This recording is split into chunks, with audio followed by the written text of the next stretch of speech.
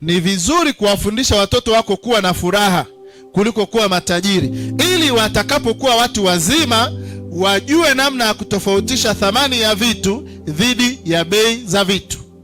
Mtoto wa kiume aliyefundishwa vizuri kuwa na furaha kwenye maisha yake, atakapokuwa mtu mzima, atakapotaka kufanya mahusiano, hatachagua mke kwa kuangalia kwamba ana kiuno cha nyigu.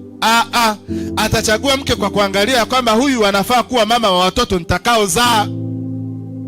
Hatachagua mke kwa kuangalia miguu ya bia, kwa sababu miguu ni chombo cha usafiri tu cha kumtoa mwanamke kutoka pointi moja kwenda pointi nyingine, aka TZ11.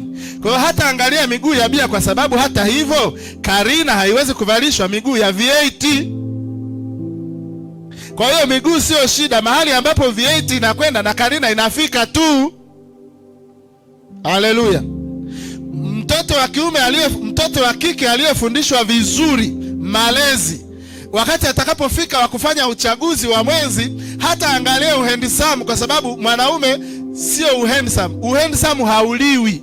Mwanaume sio uhandsome. Mwanaume ni kuwa na uwezo wa kutimiza majukumu na kusimama kwenye nafasi yako kwenye familia, watoto wakala wakashiba, mama yao akapendeza, ukaitwa baba, ukapendwa, ukaheshimika. Huo ndio wanaume, sio uhandsome.